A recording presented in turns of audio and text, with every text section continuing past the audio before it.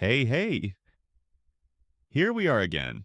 Another day, another episode where we pretend we have life under control while our bodies strongly disagree.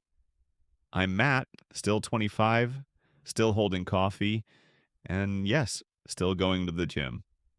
Or at least trying to. If you heard the last episode, you know my big New Year's resolution for 2026 was going to the gym. Very original, I know. Groundbreaking. Never done before. I truly believed that after a few days I'd feel stronger, more energetic, more powerful. Like I'd suddenly opened stubborn jars without help. Spoiler alert, no. The only thing that got stronger is my ability to complain. After a few days at the gym, I realized something important.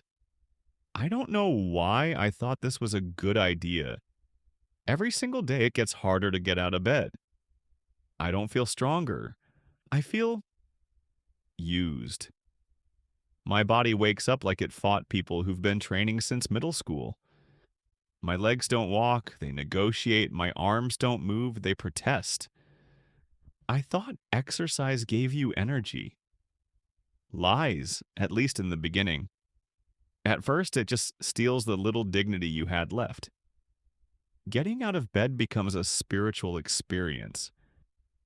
You sit on the edge, stare into nothing, and think, is this growth?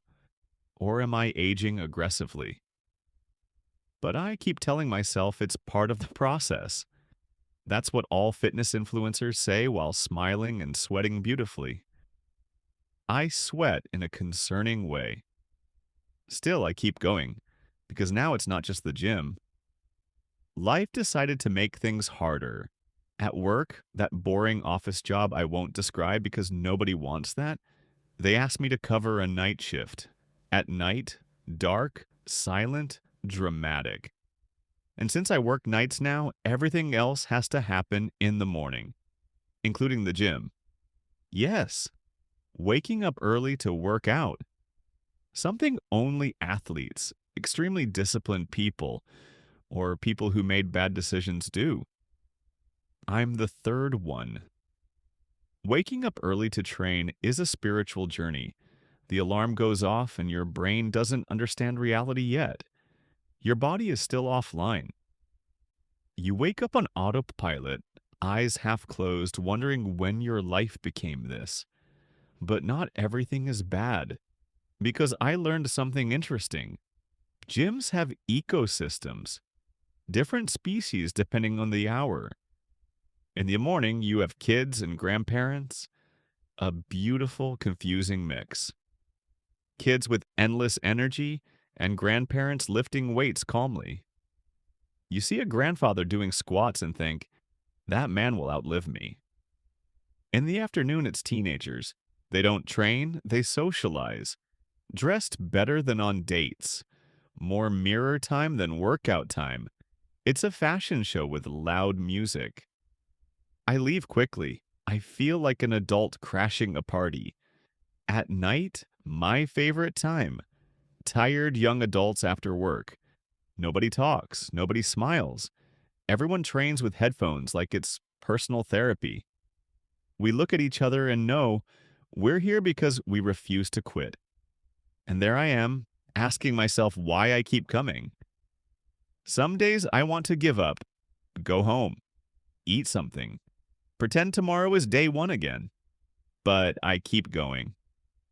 Not because I'm strong, because I'm stubborn, and because somewhere inside me, I know this is bigger than the gym.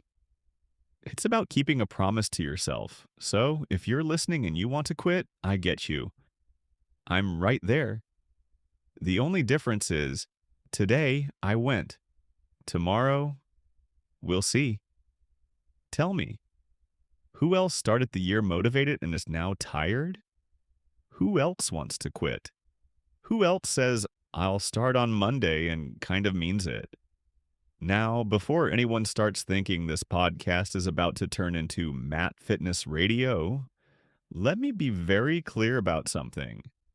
No, I do not want to become a fitness content creator. I'm not about to start saying things like pain is temporary or if it doesn't hurt, it doesn't work. It hurts a lot.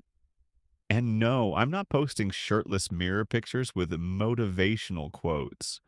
Nobody asked for that. And the gym mirror already humiliates me enough. The gym is part of my life now, yes, but it's not my personality. At least not yet. I'm still the same Matt who loves coffee, gets tired easily, overthinks everything, and still gets more excited about buying new headphones than protein powder.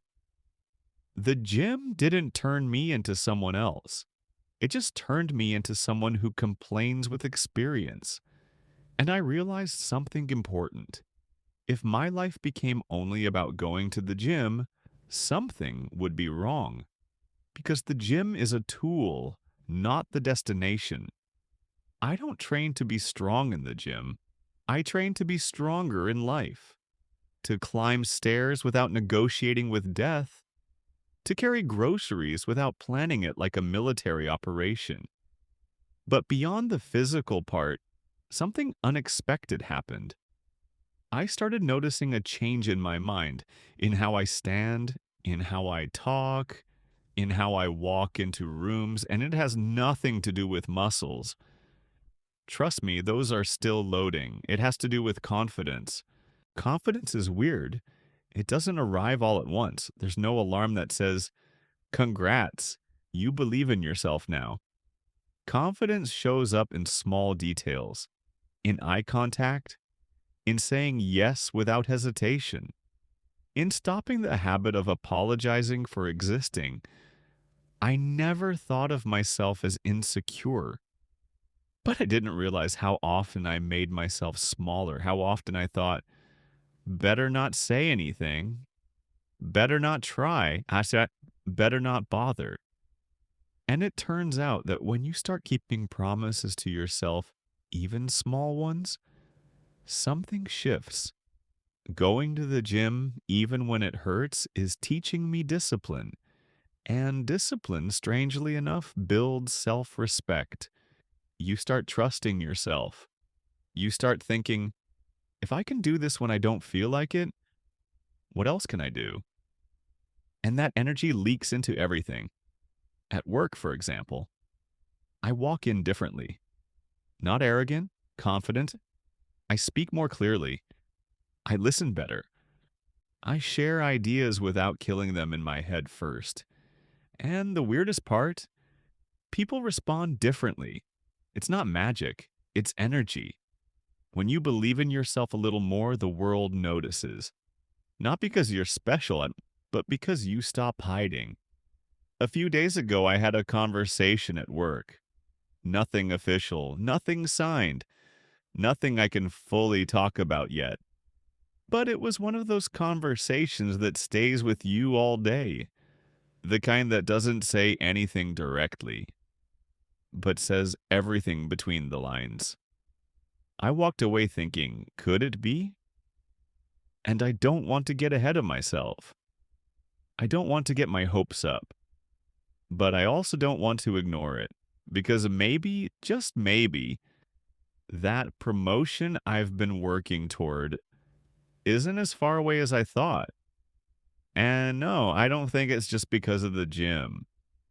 Lifting weights doesn't automatically get you promoted, but changing your mindset changes your chances. When you start taking yourself seriously, the world tends to do the same. And that's a little scary because growth is scary. Progress is scary. When things start aligning, part of you wants to sabotage it, to go back to comfortable, to familiar, to safe. But another part of you wants to see how far this can go. So, no, I'm not becoming a fitness influencer.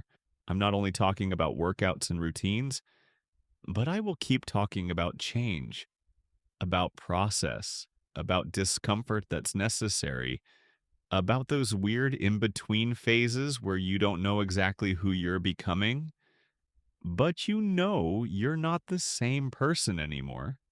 And something tells me this year isn't just going to make my body sore.